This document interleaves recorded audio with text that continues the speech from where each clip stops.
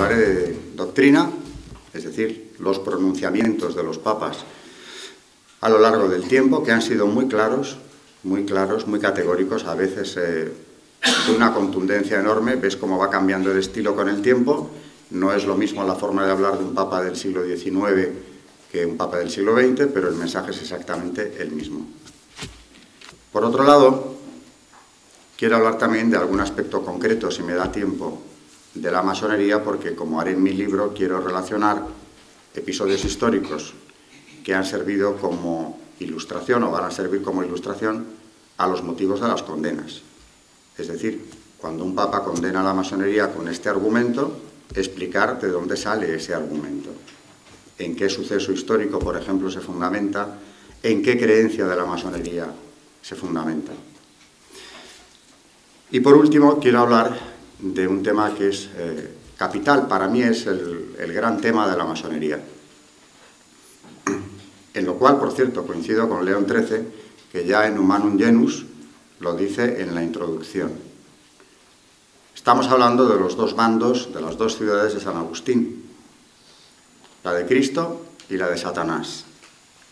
Y antes de empezar, lo digo ya, la masonería es el bando de Satanás. Esto puede sonar a lo mejor, como diría incluso algún eclesiástico, muy integrista, pero es así, no soy más integrista que León XIII.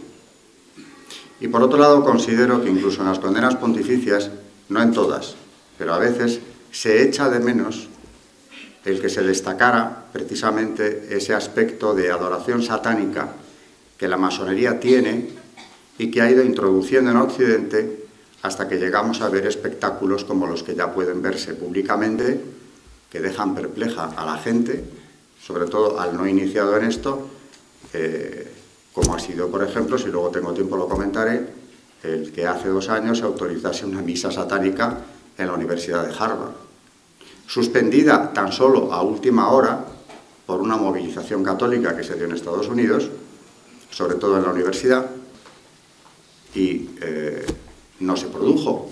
Se celebró la misa satánica enfrente, pero por lo menos no dentro del campus, pero estaba autorizada. La presidenta de Harvard entendía que tenían derecho a celebrar una misa satánica en el campus de Harvard, la excelencia académica. Otro ejemplo de hasta qué punto ha cundido o se ha normalizado ese culto a Satanás es el que se le haya levantado un monumento frente al Capitolio de Oklahoma, como si se tratara de una divinidad más. Recientemente se inauguraba el túnel más grande de toda Europa, no sé si del mundo, 50 kilómetros de túnel en Suiza, con un espectáculo que era claramente un ritual satánico, presenciado por los grandes personajes de la política europea, lo que no quiere decir que estén de acuerdo más, menos o regular, pero estaban allí porque era un acontecimiento verdaderamente histórico, y esto hace tan solo unos años era impensable que se hubiera celebrado con semejante despliegue de satanismo. El satanismo está presente ahora mismo en Occidente con una fuerza, con una visibilidad como no había tenido nunca. ¿Y se puede acusar de esto a la masonería? Pues en un porcentaje altísimo, sí. Sí, porque ella fue quien estableció hace ya mucho el dogma relativista, que pone bajo sospecha a todo el que profese su fe en la verdad, a todo el que se adhiera a la verdad. Y estoy tomando las palabras de Juan Pablo II en su encíclica Centésimos Annus. Quien se adhiera a la verdad y la defiende está bajo sospecha, dice el Papa, con otras palabras. Luego tengo la cita por aquí y la traeré. Ese dogma relativista es masónico. Pero es que además, de forma expresa, la adoración a Satanás me consta que es un hecho. Y tengo que decir, antes de desarrollarlo, que lo haré más tarde, que cuando empecé a leer la obra de los especialistas, me encontré con rituales de iniciación en algunos grados masónicos que contemplaban esa adoración satánica. Y la verdad me lo cuestionaba. Me costaba creer que eso pudiera seguirse practicando. Pensé que quizá fuera algo ya descartado, o no sé hasta qué punto utilizado en un pasado más o menos remoto. Hoy en día sé que se sigue practicando y es adoración expresa a Satanás. Por tanto, partiendo de aquí, he empezado por lo más fuerte de todo. El resto de argumentos que han utilizado las condenas pontificias me parecen leves comparado con esto, porque esto se da, y algún papa lo dice, luego lo recogeré. Pero no voy a entrar directamente en esto, voy a entrar primero en la doctrina, y antes de esto, como hilo conductor, quiero utilizar un documento que expresa mejor que otros la confusión que impera en torno al tema. Lo hice ya en una lección magistral que impartí en el mes de febrero pasado en el CEU, porque acababa de publicarse el documento, y lo voy a volver a hacer hoy, aunque hoy quizá no tenga tiempo de hablar tanto de este documento en cuestión, que es el artículo que el cardenal Rabasi dedica a la masonería, publicándolo, por cierto, en un periódico masónico, Il Sole 24 Ore, donde parece que se abre al diálogo con la masonería, no parece, lo dice expresamente, encontrando, según él, motivos de encuentro, es decir, puntos de unión entre cristianismo y masonería, utilizando unos argumentos que no se sostienen ni medio minuto. Y de eso sí quiero hablar también, porque que esto venga de un príncipe de la Iglesia Católica, presidente del Colegio Pontificio para la Cultura, es especialmente grave.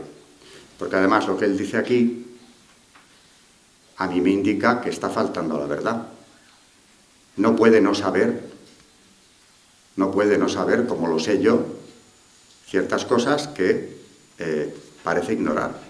Como cuando habla de abrirse al diálogo con la masonería, como cuando habla de valores comunes con la masonería, como cuando habla del hecho de que el primer reglamento masónico, las constituciones de Anderson, él encuentra que hay un punto de unión ahí también, porque dichas constituciones o dicho reglamento en su día fue escrito por un pastor presbiteriano, es decir, un clérigo cristiano.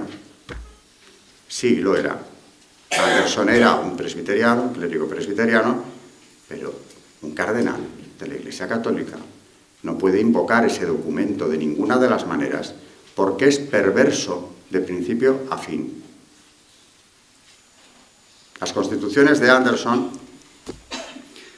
son una amalgama de engaños, de deformaciones del Antiguo Testamento, gravísimas deformaciones, donde este clérigo presbiteriano, Anderson, en 1723, recién constituida la secta masónica, pues sostiene que la masonería procede de Adán, por ejemplo.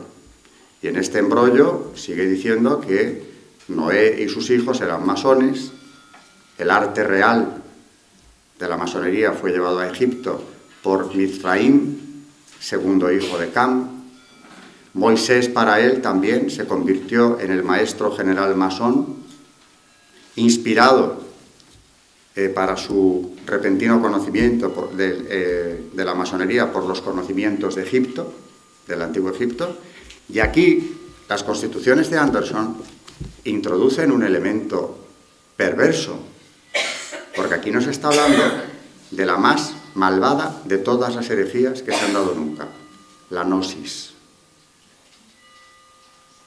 La herejía gnóstica, la pretensión de que hay unos conocimientos ocultos que se han reservado a un grupo de iniciados, en el judaísmo es la cábala, en el cristianismo es la masonería, no la primera que sostiene la herejía gnóstica, pero la que la sigue manteniendo a día de hoy, un conocimiento oculto secreto transmitido de forma también oculta, que no se eleva, bueno, eleva a quien la puede llegar a conocer, a una superioridad que ya le permite redimirse por sí mismo. Todos los que han creado gnosis, desde el siglo II hasta hoy, saben que estaban mintiendo.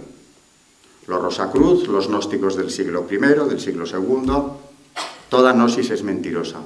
No es un error del hombre, es una mentira elaborada de manera muy concreta, como hizo Anderson en 1723 como un señuelo precisamente para que ingresaran en la secta recién creada el mayor número posible de personas, porque uno de los motivos que ha movido a tantos a entrar en ella precisamente es esa gnosis, ese conocimiento salvífico superior reservado a unos pocos privilegiados que supuestamente ellos van a brindar.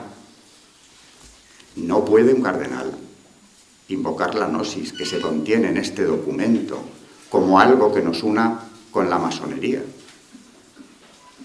Lo de menos ya es que el clérigo en cuestión fuera presbiteriano o lo que fuese. De nada me sirve que fuera cristiano, que hasta qué punto lo sería Anderson, porque al final la masonería no es ni cristiana.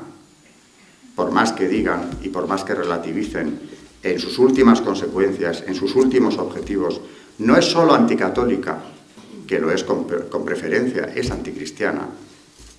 Si el autor, además de eso, lo que ha hecho es una manipulación tan terrible del Antiguo Testamento,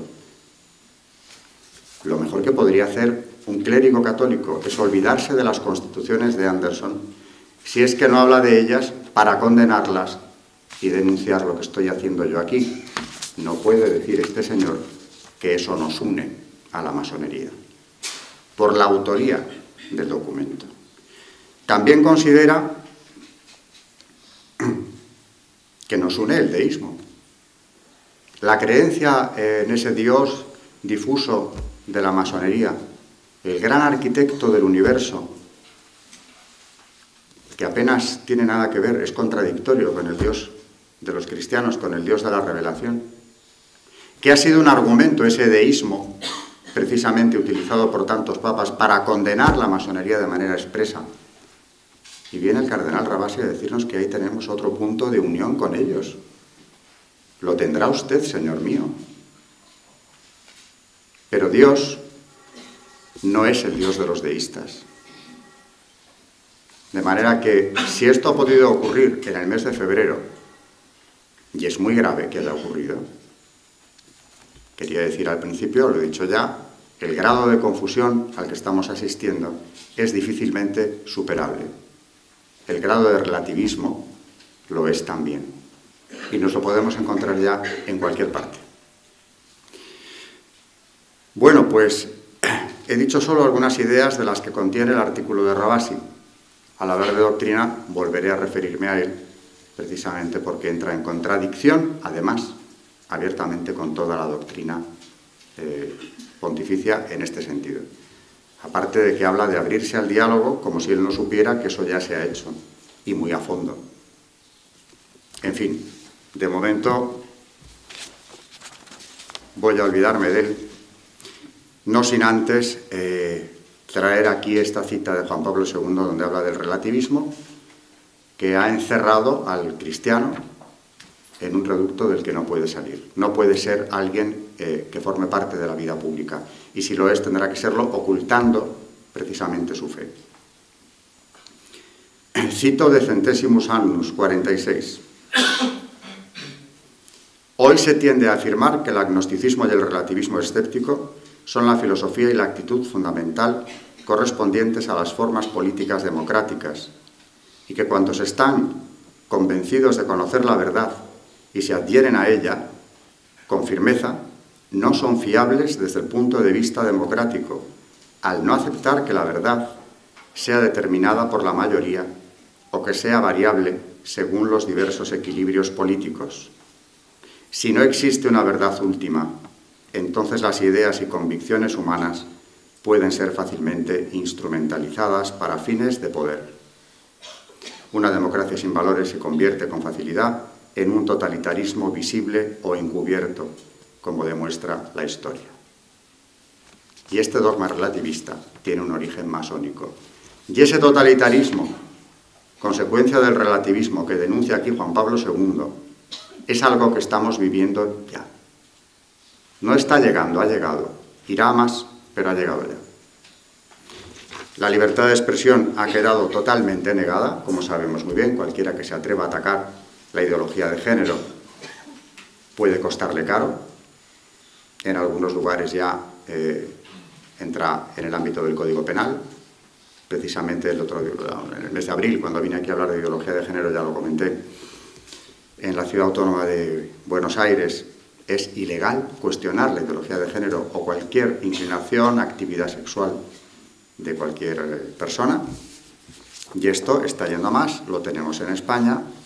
En definitiva, pues vivimos ya con ello, pero esto se afianzará cada vez más, porque hoy no voy a entrar en ideología de género, ya le dedico una conferencia, pero quiero recordar que es el gran instrumento utilizado precisamente por quienes quieren reformar la sociedad arrancándole cuanto quede en ella de cristianismo, que suelen tener, curiosamente, un claro puño masónico también.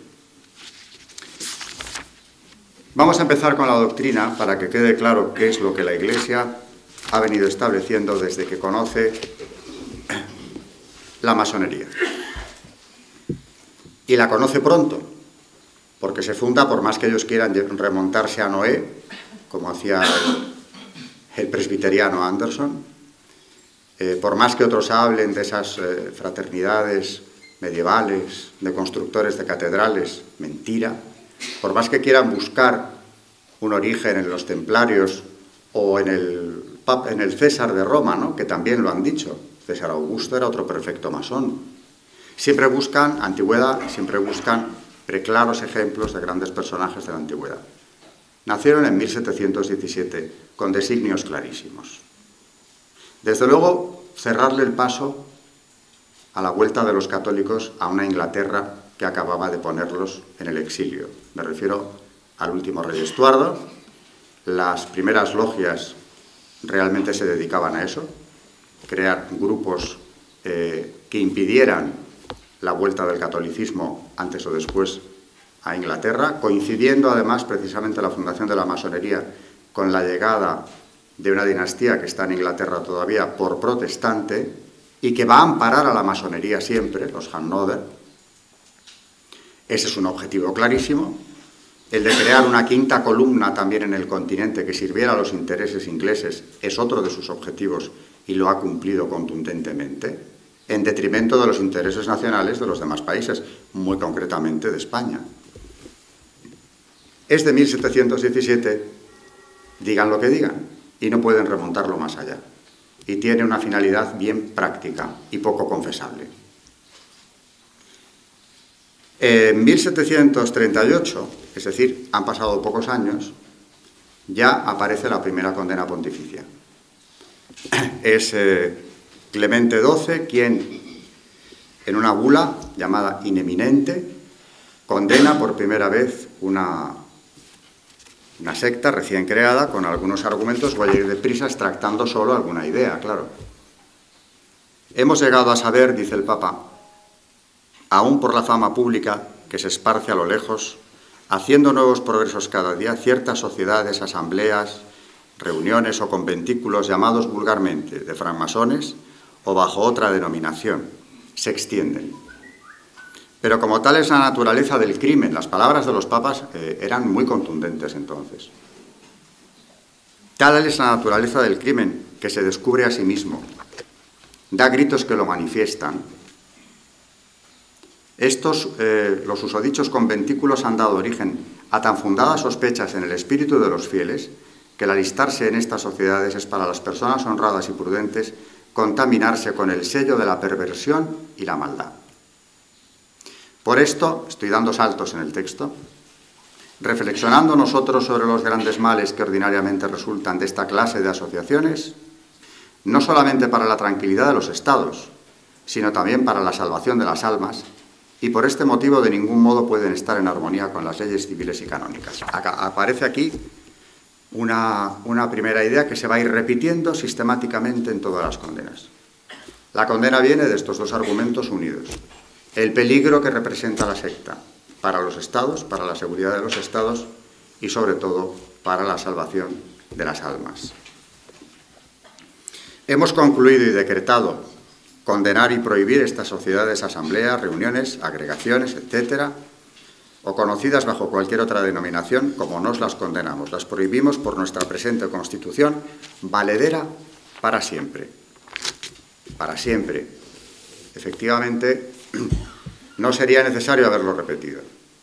Y sin embargo pasan muy pocos años y en 1751 viene ya la segunda condena, que es una constitución apostólica llamada Providas de Benedicto XIV, donde dice el Papa que él no tendría por qué volver a condenar esta secta, puesto que ya su glorioso antecesor lo había hecho con toda claridad.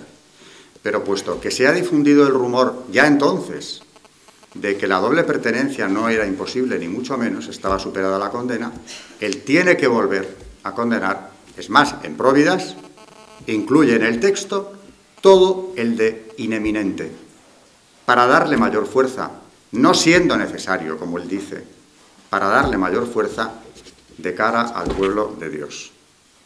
Y lo dice el Papa Clemente XII, de feliz memoria, nuestro predecesor, da las fechas y los datos, que comienzan con las palabras ineminente, ha condenado y proscrito a perpetuidad ciertas sociedades. Mas como no han faltado personas, dice más abajo, según nos han informado que no han temido afirmar y extender entre las gentes del pueblo que la dicha pena de excomunión, porque era con pena de excomunión late sentencia, lanzada por nuestro predecesor, ya no tiene efecto ninguno, porque la Constitución que acaba de ser reproducida no había sido confirmada por nos, como si las constituciones apostólicas, dice él, dadas por un papa tuviesen necesidad de ser mantenidas de la confirmación expresada del pontífice su sucesor, pues vuelve a condenar e incluye este texto. Nos, dice al final, queremos y decretamos tenga fuerza y eficacia para siempre, y entre los motivos muy poderosos de la mencionada prohibición y condenación enunciamos, y pasa a decir, pues lo mismo que había dicho su antecesor, y llama al brazo secular, llama a los gobernantes para que le ayuden en esta tarea de defender a las sociedades, a los estados y a las almas del ataque de la secta. Muchísimos papas, como digo, han condenado la masonería. Doy un salto en el tiempo, paso ya a un papa del siglo XIX, Pío IX, que en otra de las condenas pontificias más claras, Qui Pluribus, dice en su punto tercero: sabemos, venerables hermanos, que en los tiempos calamitosos que vivimos, hombres unidos en perversa sociedad e imbuidos de malsana doctrina, cerrando sus oídos a la verdad, han desencadenado una guerra cruel y temible contra todo lo católico. Han esparcido y diseminado entre el pueblo toda clase de errores, brotados de la falsía y de las tinieblas. Nos horroriza y nos duele en el alma considerar los monstruosos errores y los artificios varios que inventan para dañar, las insidias y maquinaciones con que estos enemigos de la luz, estos artífices astutos de la mentira, se empeñan en apagar toda piedad, justicia y honestidad, en corromper las costumbres, en conculcar los derechos divinos y humanos, en perturbar la religión católica y la sociedad civil, hasta si pudieran arrancarlos de raíz. Este es el lenguaje, digo, que vemos sistemáticamente hasta muy tarde. En este mismo documento de Pío IX dice más adelante: tales son las sectas clandestinas salidas de las tinieblas para ruina y destrucción de la Iglesia y del Estado, condenadas por nuestros antecesores los romanos pontífices con repetidos anatemas en sus letras apostólicas, las cuales nos, con toda potestad, confirmamos y mandamos que se observen con toda diligencia. Tiene que volver a repetir que lo que habían decretado sus antecesores se cumpla, solo que añade algunos adjetivos, algunas consideraciones nuevas, pero nada que no se hubiera dicho antes. Y paso a la condena más completa de la masonería, un documento que hay que leer realmente, Humanum Genus, de León XIII, el padre de la doctrina social de la Iglesia, el mismo autor de Rerum Novarum. Unos años antes de esta encíclica había publicado ya Humanum Genus. Y antes de empezar, una experiencia personal. Un alumno mío, porque yo les hablo de esto, haciendo un trabajo sobre el tema de la masonería, un alumno que estaba en peligro de entrar en la secta, presionado por su padre, no entró por esto. En una tutoría, después de haberme entregado el trabajo, me preguntó si él no podría utilizar a la secta con todo lo que le pudiera brindar, porque él tenía las ideas muy claras. Quería decirme que él seguiría siendo creyente y que no le iba a importar nada lo que oyese allí. Yo le dije que no y él se contestaba solo: me pedirán cosas. Dije: sí, pero es que además estará usted en el bando del demonio. Y él solo me contestó: ya, las dos ciudades. Porque esta encíclica tiene el mérito, entre otros, de empezar con una arenga de León XIII, de tonos épicos, necesarios, muchas veces, para que las personas que lo leen o lo oigan se enteren de qué estamos hablando. Y no es un tema menor. Humanum Genus empieza diciendo: el humano linaje, después de que por envidia del demonio se hubo, para su mayor desgracia, separado de Dios, creador y dador de los bienes celestiales, quedó dividido en dos bandos, diversos y adversos. Uno de ellos combate asiduamente por la verdad y la virtud, y el otro por todo cuanto es contrario a la virtud y a la verdad. Uno es el reino de Dios en la tierra, es decir, la verdadera Iglesia de Jesucristo, a la cual quien quisiera estar adherido de corazón y según conviene para la salvación, necesita servir a Dios y a su unigénito Hijo, con todo su entendimiento y toda su voluntad. El otro es el reino de Satanás, bajo cuyo imperio y potestad se encuentran todos los que, siguiendo los funestos ejemplos de su caudillo y nuestros primeros padres, rehúsan obedecer la ley divina y eterna. Y termina este párrafo diciendo, cita de San Agustín: dos amores edificaron dos ciudades. El amor a sí mismo, hasta el desprecio de Dios, edificó la ciudad terrena. El amor de Dios, hasta el desprecio de sí mismo, la celestial. Esto es lo que se le quedó grabado a este chico en la mente para siempre.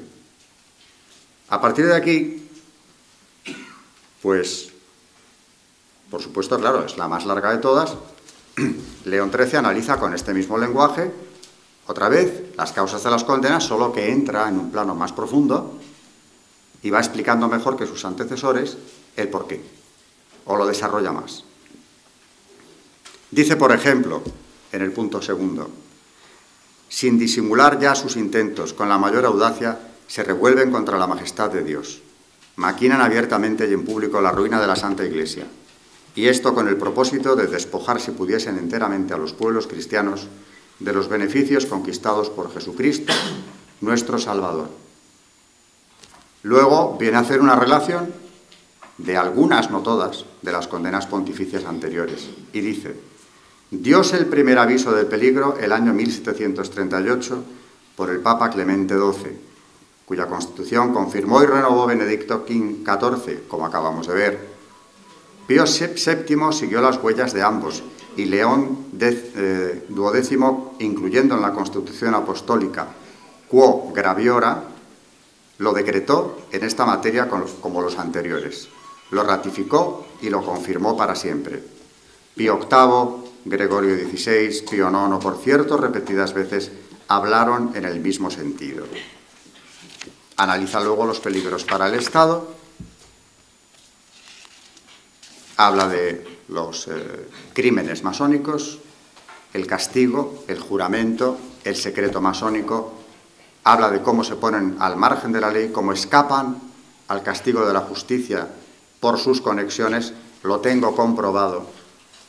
Cuando escriba sobre esto, me propongo hablar precisamente en este libro de cuando León XIII dice esto, ¿por qué lo dice? ¿Qué pudo conocer de la realidad de entonces? ¿Qué crímenes está denunciando aquí? ¿Qué crímenes impunes está denunciando aquí? Pero hay más. Cuando esto se escribe, otros muchos crímenes impunes de la masonería todavía no se habían cometido, y los conozco. De manera que no era algo aislado que él hubiera visto, sino algo que se ha seguido repitiendo después con la misma impunidad que denunciaba León XIII. Dice, por ejemplo, en el punto 9, los frutos de la secta masónica son, además de dañosos, muy amargos, porque de los certísimos indicios antes mencionados resulta claro el último y principal de sus intentos, a saber, destruir hasta los fundamentos todo el orden religioso y civil establecido por el cristianismo y levantar a su manera otro nuevo con fundamentos y leyes sacadas de las entrañas del naturalismo. Destruir, esta idea es fundamental y en ella me voy a centrar, hasta los fundamentos, todo el orden religioso y civil nacido del cristianismo. Esta es la idea para mí clave de esta encíclica. Luego concreta y habla de cómo, pues naturalmente, la masonería ha querido hacerse con el control de la enseñanza. Esta es una máxima, un objetivo permanente desde que existe. Habla de cómo han introducido el relativismo. Dice, por ejemplo, de hecho la secta concede a los suyos libertad absoluta de defender que Dios existe o que no existe, y con la misma facilidad se recibe a los que resueltamente defienden la negativa como a los que opinan que existe Dios, pero sienten de él perversamente, como suelen los panteístas, tan en boga ese panteísmo actualmente, lo cual no es otra cosa que acabar con la verdadera noción de la naturaleza divina. Destruidos estos principios, que son como la base del orden natural, importantísimo para la conducta racional y práctica de la vida, fácilmente aparece cuáles han de ser las costumbres públicas y privadas. Es decir, algo que no se puede discutir. Han conseguido destruir, arrinconar, anular, hacer desaparecer la ley natural de cualquier espacio público y legal. Benedicto XVI, en el Bundestag, lo dijo clarísimamente. Desgraciadamente, la ley natural se ha convertido en una peculiaridad católica. Lo repito siempre que hablo de esto, pero es tan cierto como que además sin ese referente, ya no solamente la ley natural se ha conculcado, se ha extirpado de la sociedad occidental, sino que, lo digo siempre también, suprimida la fe, se ha caído la razón. Lo que se está legislando en Occidente no es algo ya contrario, diferente o más o menos incompatible con la fe, sino también con la razón, que es de lo que habla aquí León XIII. Naturalmente habla, en ese proceso de demolición de todo el orden cristiano, del ataque a la familia. Y este ataque a la familia ha sido el instrumento fundamental desde muy pronto. Desde muy pronto. Luego han venido todas las leyes de ideología de género, contra la vida, etc. Empezaron por el divorcio. Dice León XIII, el matrimonio es para ellos un mero contrato que puede rescindirse a voluntad de los contratantes. La autoridad civil tiene autoridad sobre el vínculo matrimonial. En el educar a los hijos nada hay que enseñarles como cierto y determinado, dogma relativista, en punto a religión. Se corre a cambiar la naturaleza del matrimonio en unión inestable y pasajera, que la pasión haga o deshaga a su antojo. También tiene puesta la mira con suma conspiración de voluntades la secta de los masones en arrebatar para sí la educación de los jóvenes. Ven cuán fácilmente pueden amoldar a su capricho esta edad tierna y sensible y torcerla hacia donde quieran, y nada más oportuno para lograr que se forme así para la sociedad una generación de ciudadanos tal cual ellos se la forjan. Es todo un proceso de ingeniería social, pero yo destacaría especialmente los instrumentos fundamentales. La destrucción del orden cristiano tiene un instrumento capital, sin el cual no pueden hacerlo, que es la destrucción de la familia. Esto me recuerda, porque no me va a dar tiempo de contar todo lo que quisiera, que en el año 19, después de haber consagrado España al Sagrado Corazón, Alfonso XIII recibió en audiencia al padre Crowley, que venía a agradecerle precisamente toda su implicación en aquel acto. Y Alfonso XIII le dijo que lo había hecho con sumo gusto, que era un deber de rey católico y que además especialmente oportuno porque el enemigo, le dijo al sacerdote, está ya dentro de la ciudadela. Y pasó a relatarle todo, esto está publicado por el propio padre Crowley, como en este mismo salón donde estamos, hace no mucho recibía una audiencia, una delegación, de la masonería internacional. Sé quiénes eran algunos de los que fueron a verle. y le propusieron unas cuantas cosas como eran su ingreso en la masonería, que le garantizaría el trono, porque le avisan, vendrán tiempos muy difíciles, pero la corona seguirá en pie si su majestad entra. También le dijeron que de no hacerlo se iría, por cierto.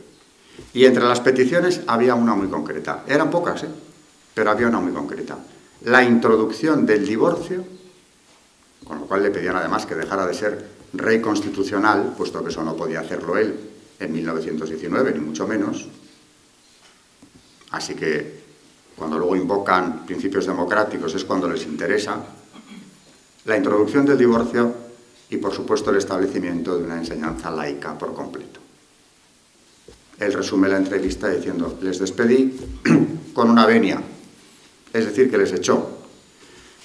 El que había pedido la audiencia era el catedrático de la Universidad de Madrid, Luis Simarro, que precisamente es una persona vinculadísima a la Liga de la Enseñanza, a la Liga del Derecho Humano, que luchaba precisamente por imponer la enseñanza laica desde los primeros niveles hasta los últimos, y por defender la memoria de un asesino como Francisco Ferrer Guardia, que había intentado matar a ese mismo rey el día de su boda, y que hoy en día todavía tiene una fundación que conserva su memoria con su nombre.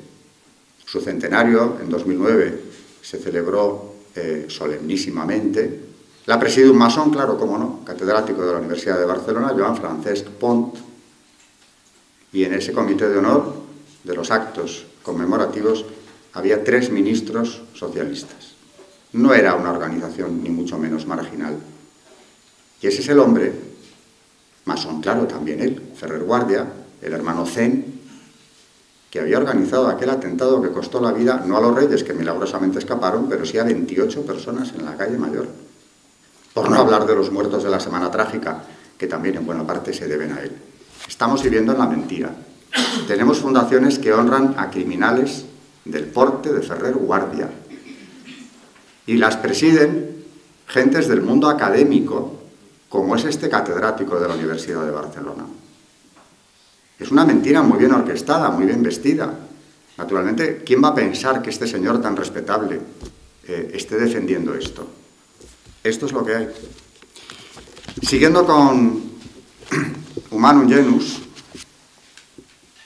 habla de la moral que quieren imponer desde la masonería. Sus principales dogmas discrepan tanto y tan claramente de la razón, como decía yo antes, ya no solo de la ley natural, de la razón, que nada puede ser más perverso. Querer acabar con la religión y la Iglesia fundada y conservada perennemente por el mismo Dios y resucitar después de 18 siglos las costumbres y doctrinas gentilicias es necedad insigne y muy audaz impiedad. Ni es menos horrible o más llevadero el rechazar los beneficios que con tanta bondad alcanzó Jesucristo. Así como el otro vehemente empeño de los masones, el de destruir los principios fundamentales de lo justo y de lo honesto, y animar así a los que, a imitación del animal, quisiera, fuera lícito cuanto agrada, no es otra cosa que empujar al género humano ignominiosa y vergonzosamente a su extrema ruina.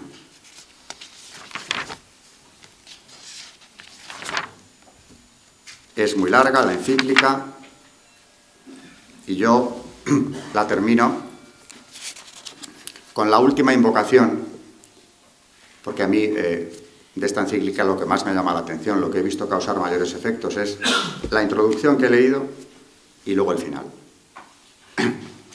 Termina León XIII diciendo: tan fiero asalto pide igual defensa. Es a saber que todos los buenos se unan en amplísima coalición de obras y oraciones.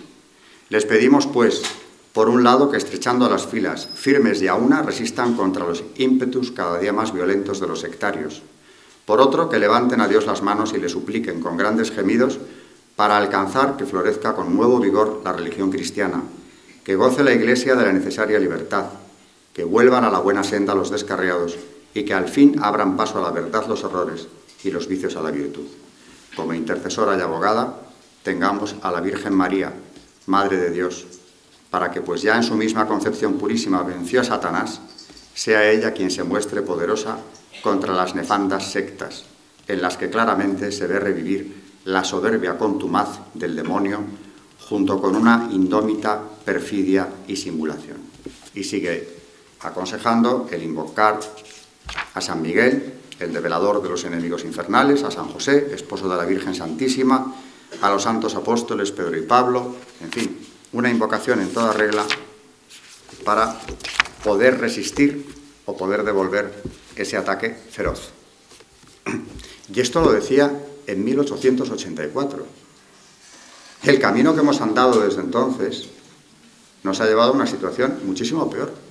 Cosas que entonces parecían inimaginables, ahora son ya lo normal. Bueno, lo normal, lo legal. Y voy a terminar tocando, como dije al principio, el tema de la adoración satánica. Aquí en Humanum Genus, si nos hemos fijado con atención, el Papa habla de lo diabólico como lo que inspira a la masonería en varios puntos. Ya en la introducción y en la invocación final también. Pero de manera mucho más expresa, antes de él, otro Papa, Pío VIII, en otra encíclica condenatoria, Traditi Humilitati Nostre, de 1829, dice, hablando de la masonería, secta satánica que tiene por única ley la mentira, por su Dios al demonio, y por culto y religión lo que hay de más vergonzoso y depravado sobre la faz de la tierra. Nadie lo ha dicho tan claro, en una frase tan breve. Dicho esto, como dije al principio, siempre he tenido el mayor interés, cuando he hablado con masones, de llegar a este punto. Otro de mis alumnos, cuando empecé a hablarle del asunto, un alumno en peligro, también había otro pariente que lo quería introducir en la secta, él no quería, yo creo que no iba a entrar, pero le estaban presionando muy fuertemente. Hablando de religión, abordé el tema de la adoración al demonio. Me paró y me dijo, eso ya lo sé, ya me lo ha dicho mi abuelo, que era un grado 33. El demonio es aquel que en el paraíso le trajo al hombre el conocimiento. Y Dios los castigó a los dos. Me estaba contando este chico de labios de su abuelo, el Génesis al revés. Y pensé, pues un dato más. No se confunden los que hablan de satanismo en la masonería. Esto fue hace años. Luego,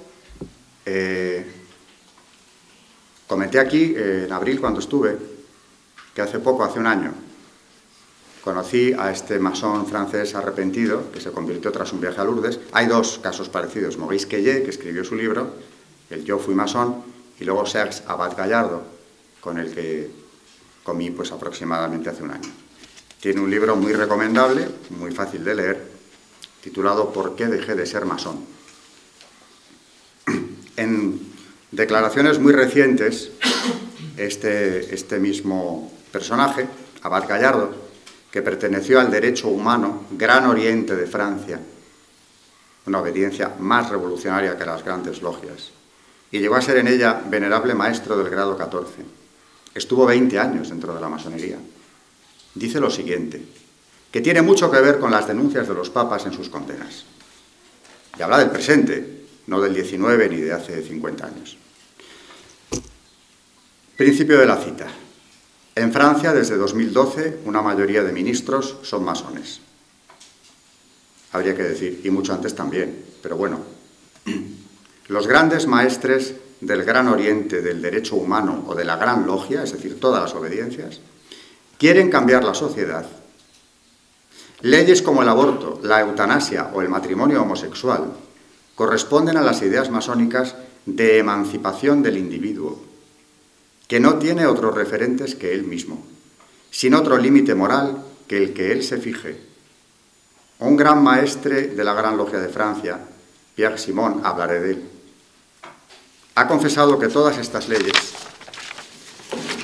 contra la familia, contra la vida, estaban pensadas y maduradas en las logias, incluso antes de ser debatidas por los diputados.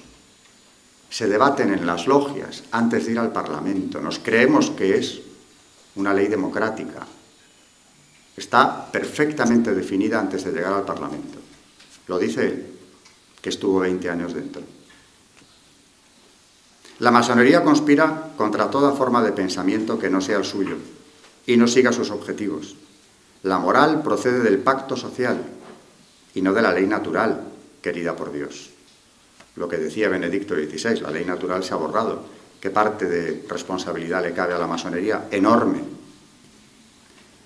Sus misterios, aquí viene algo fuerte también, los de la masonería, se pierden a veces en las fronteras del espiritismo y de las misas negras, como recordaba en 2011 el padre Georges Morin, muerto en 2014, antiguo exorcista de la diócesis de París, que lo sabía muy bien. Por cierto, que Abad Gallardo me escribió poco después pidiéndome información sobre algunos rituales que él no llegó a conocer, porque le habían invitado a Polonia para tener una reunión con seminaristas a los que ya querían preparar para el exorcismo. Y querían sus profesores señalarles el vínculo que había entre masonería y posesión diabólica, que es fuertísimo. Me escribió, simplemente me dijo que, pensando ya en ese viaje que era muy cercano a Polonia, para hablar con los seminaristas, quería datos concretos. Este Pierre Simon que él menciona, este gran maestre, escribió un libro en su día, titulado irónicamente, porque manipulan la realidad mejor que nadie, La vida ante todo. Pierre Simon, que perteneció, por cierto, al equipo asesor de Simone Veil, la ministra que introduce la ley del aborto en Francia. Este hombre, en su libro, editado en el año 79, dice: es todo el concepto de la familia lo que está derrumbándose, se jacta de ello. La ley Veil, la del aborto, es una gran victoria de la masonería sobre el pensamiento judeo-cristiano. De su libro, que por cierto fue retirado por la masonería de las librerías, comprendiendo que era una torpeza enorme haberlo publicado y dar a conocer estos entresijos, porque ¿qué queda de la democracia si todo esto se ha pactado en las logias primero? Se ha redactado en ellas. Dice también: amar verdaderamente, un ejemplo de manipulación insuperable, amar verdaderamente la vida, respetarla, implica muchas veces el deber y la valentía de rechazarla. El nacimiento de un niño que sea anormal, sin remedio posible, entre comillas, dejar morir, ¿no es preservar la vida? O sea, que defiende la eugenesia con toda crudeza, sin ni el menor problema. Es todo el concepto de la familia lo que se está derrumbando. De este libro hay un prólogo, no me da tiempo a leerlo, de un sacerdote, el padre Michel, abad de Saint-Marie de la Grasse, donde hace un resumen precisamente del pensamiento masónico y de sus contradicciones o de sus incompatibilidades con la religión católica, que, como digo, no hay tiempo de explicar. Aquí quería hablar precisamente de esa misa satánica que se convocó en Harvard, simplemente añadir a lo que ya dije antes, que quien la convocaba era el Club de Estudios, que afirmaba que el satanismo es una religión válida y muchas personas sienten que evitar a los satanistas y sus prácticas religiosas se justifica implícitamente. Los satanistas son individuos que veneran un ente ajeno a ellos. Claro, la presidenta de Harvard dijo entonces: son creyentes. Por tanto, la palabra creyentes, que tiene una connotación positiva, es como que merecen un respeto. ¿Por qué no van a practicar ellos también su religión? A mí un alumno me ha pedido respeto hacia Lucifer en clase, delante de 20 y tantos alumnos más. Haga usted el favor de respetar a Lucifer, aunque no sea más que por toda esa gente que le adora. Es decir, es el relativismo llegado al grado máximo. Son ellos mismos, el templo satánico, quienes promovieron precisamente ese monumento a Baphomet, que es la encarnación diabólica que veneran en las logias, frente al Capitolio de Oklahoma. El túnel en cuestión del que hablaba antes, el que se ha inaugurado con esa celebración satánica, es el Gotthard Base Tunnel. 57 kilómetros, un coste de 11.000 millones de euros. Han tardado 17 años. No lo voy a describir, es mejor verlo. Y es bastante fácil en Internet. ¿Qué hay de satanismo realmente en la masonería? Voy a acabar con esto ya, y me refiero a un ritual concreto.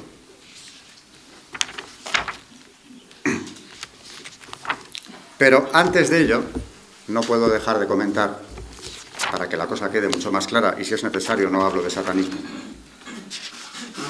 Contestando a Monseñor Rabasi en eso del intento del diálogo, hay que decir que los obispos alemanes, precisamente ya en la segunda mitad de los 70, mantuvieron reuniones con las grandes logias tendentes a ver si ya era posible la doble pertenencia a caso de que hubiera habido un cambio sustancial dentro de la masonería. Y terminan diciendo, después de todos esos años, del 74 al 80, es un tiempo, es para hablar de diálogo, más que de contactos efímeros. La pertenencia a la masonería pone en duda los fundamentos de la existencia de Cristo. El examen minucioso de los rituales masónicos y de las afirmaciones fundamentales, como también la constatación objetiva de que hoy no ha sufrido ningún cambio en la masonería, lleva a esta conclusión obvia. No es compatible la pertenencia a la Iglesia Católica y al mismo tiempo a la masonería. Monseñor Rabasi no sabe que estas reuniones tuvieron lugar y finalizaron en el 80 con esta declaración. ¿De verdad podemos creer que no lo sabe? Pero es que además, tras la publicación del Código de Derecho Canónico de 1983, como no se menciona de manera expresa la masonería, cosa que han utilizado constantemente, resulta que aparece una declaración oficial, la Quasitum Est de la Sagrada Congregación para la Doctrina de la Fe, de 26 de noviembre de 1983, que es la última declaración oficial hasta la fecha. Está firmada por el cardenal Ratzinger, pero con el aval de Juan Pablo II, Papa reinante, y dice, resumiendo mucho, el juicio negativo de la Iglesia sobre las asociaciones masónicas se mantiene sin cambios, ya que sus principios siempre se han considerado irreconciliables con la doctrina de la Iglesia. Y por lo tanto se continúa prohibiendo ser miembro de ellas. Los fieles que se inscriban en asociaciones masónicas están en pecado grave y no pueden recibir la Santa Comunión.